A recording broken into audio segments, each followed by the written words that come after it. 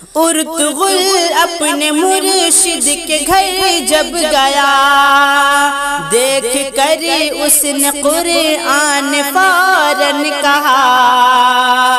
Ertugrul اپنے مرشد کے گھر جب گیا، دیکھ کر اس نے قرآن فوراً کہا۔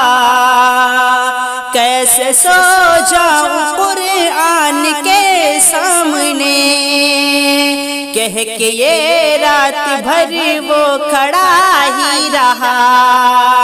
کیسے سو جاؤں قرآن کے سامنے، کہہ کے یہ رات بھر وہ کھڑا ہی رہا۔